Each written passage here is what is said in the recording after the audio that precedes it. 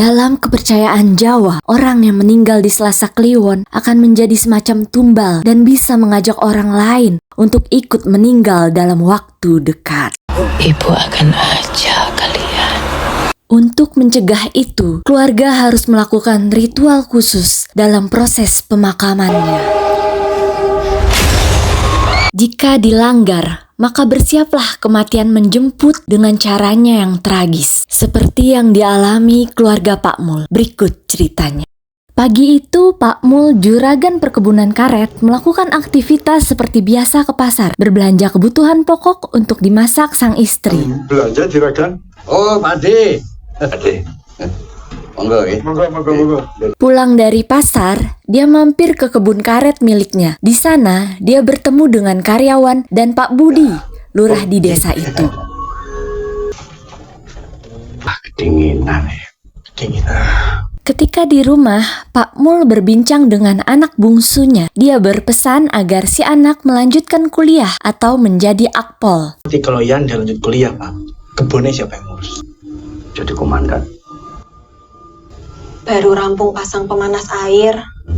Pak Mul berniat mandi air panas setelah ini. Sebelumnya, ia mengecek dulu keadaan kuda kesayangannya. Ketika sedang berbincang dengan istrinya di dapur, tiba-tiba Pak Mul merasa sakit di bagian dada.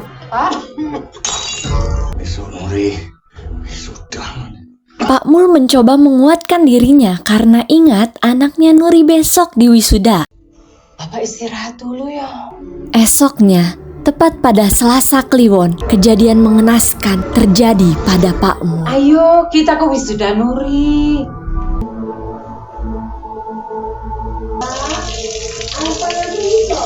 Ya, Isa. Pak Mul tidak menyadari pemanas airnya konslet.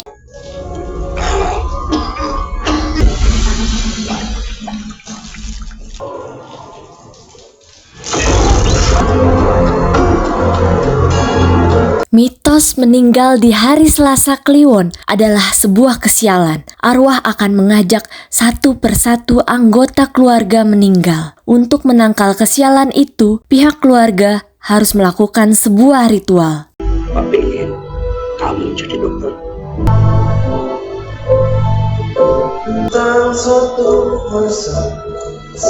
Bapak akan meninggalnya hari Selasa. Saya sarankan keluarga untuk melakukan sebuah ritual. Biar aku sama ibu aja. Maaf, Pak. Enggak. Tetapi, Mas Sesa, anak pertama di keluarga itu, tidak mempercayai tradisi ini. Masa kita ngelakuin hal kayak gini? Mas, tapi ini nih. Nggak ada ruginya juga kalau nggak kita lakuin, kan? Setiap keluarga harus memecahkan piring selama perjalanan ke pemakaman. Kayak almarhum Bapak ini harus dipecahkan semuanya. Yang semua, ya siap-siap. Gak usah ikut, nggak apa-apa. Tetapi Mas Sesa dan ibunya memutuskan untuk tidak mengikuti ritual ini. Dilanjutkan dengan menyebarkan koin. Lagi, ya. Siap.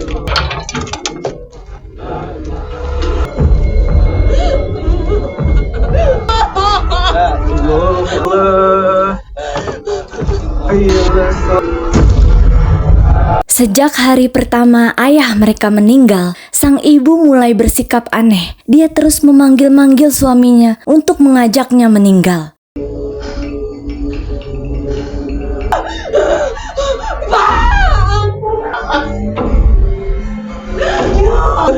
Bapak ada di sini. Di sini nih, Bu. Takut. Ibu merasa arwah ayah ada di sekitarnya. Ibu meminta Nuri menemaninya karena ketakutan. Foto keluarga mereka tiba-tiba terjatuh.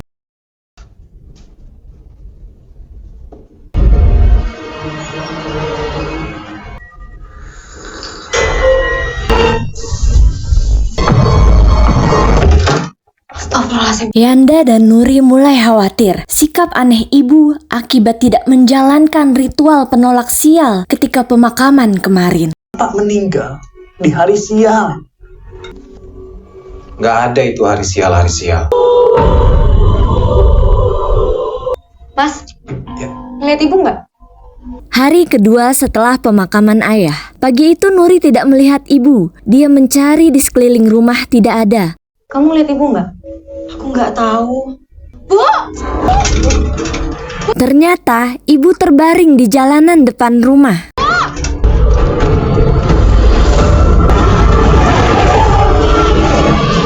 Terlambat sedetik saja, ibu sudah ditabrak mobil.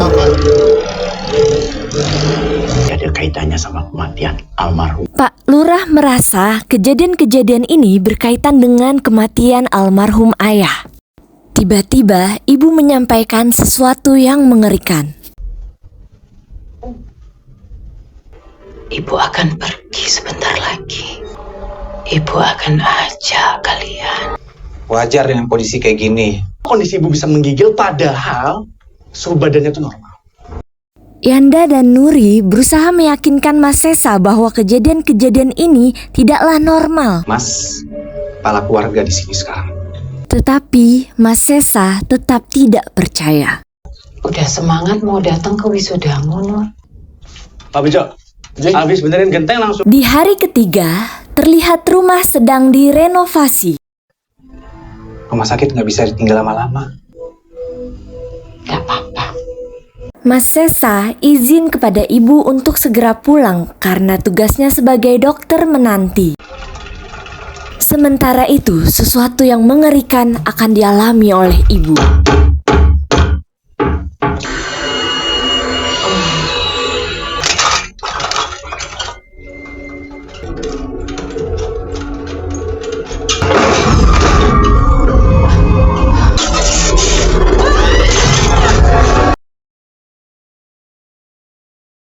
Oh iya, monggo. Kita mesti kuat. Nuri begitu syok atas kejadian yang menimpa ibu. Saya kok khawatir sama Mas Bo. Pak Lurah memberikan sebuah alamat seorang dukun sakti yang harus Yanda datangi. Ini nggak wajar, Mas. Sudah terbukti Thomas. Mbak, itu udah di tangan Allah. Kamu istighfar ya.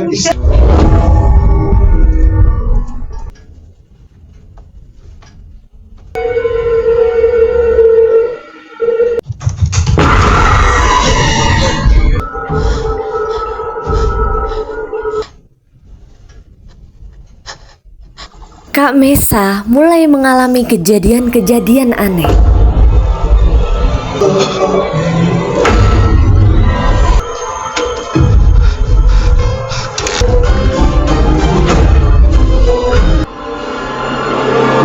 Dibantu obat tidur, dia akhirnya tertidur pulas. Kalau di hari siang. Ibu udah meninggal, Mbak. Aku dikasih tahu sama Pak Lurah. Gak mungkin berhenti di ibu. Akhirnya, Nuri dan Yanda memutuskan untuk mendatangi dukun itu.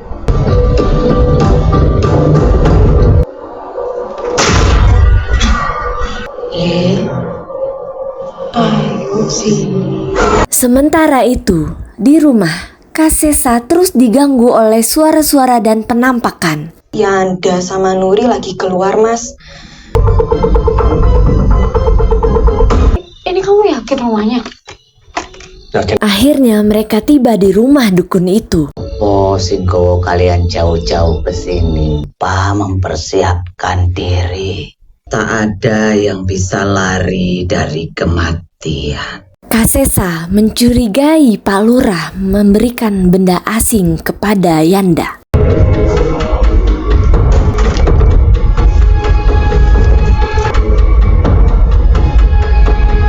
Setelah mencari ke sekeliling rumah, akhirnya ditemukanlah sebuah benda asing.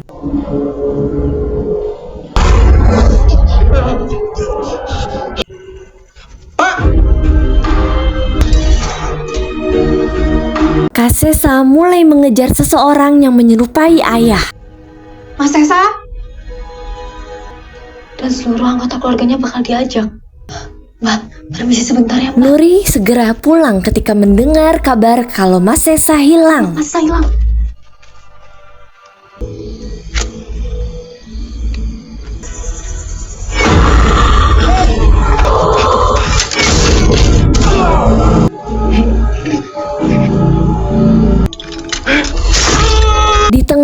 halusinasinya, Mas Sesa terjerat sebuah jebakan. Kakinya terluka dan berdarah sangat banyak. Mas Sesa! Dia berhasil berjalan sampai ke jalan raya dan melihat sebuah mobil. Saya ke klinik terdekat. Baik mas, tapi maaf di belakang ya mas. Mobil itu mengantarkannya ke sebuah klinik.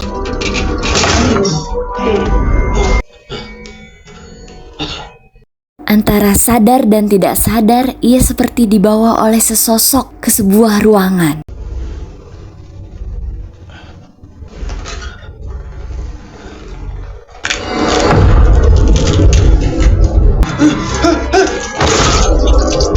Telepon dari klinik.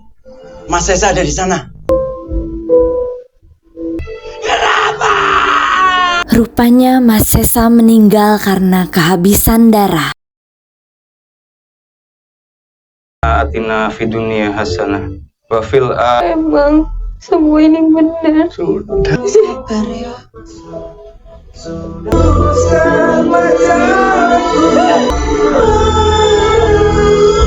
Gak ada yang bisa selamat dari kematian. Nuri mulai merasakan badannya tidak enak seperti kedinginan. Hal yang terjadi ketika Kayesa dan ibunya sebelum meninggal.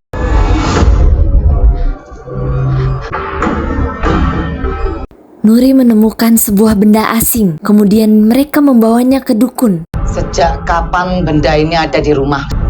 Kalian harus merelakan darah kalian. Sebuah ritual dilakukan untuk mengembalikan takdir kematian kepada pengirimnya. Tukar takdir kematian kalian kepada pengirimnya.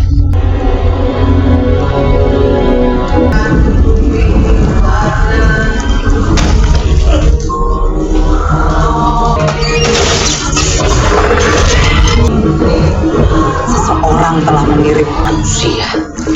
Mereka mengejar gelap. Ternyata yang mengirim semua ini adalah karyawan sang ayah.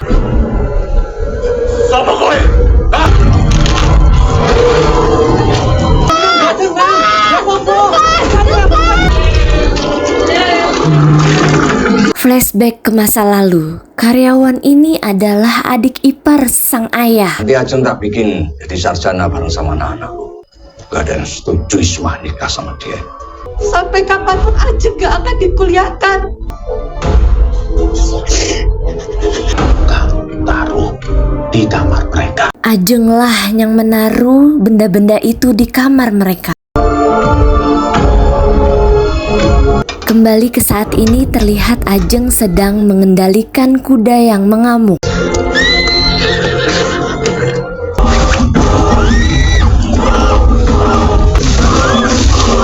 Dia terseret-seret hingga tewas. Mbak jangan tinggalin dia.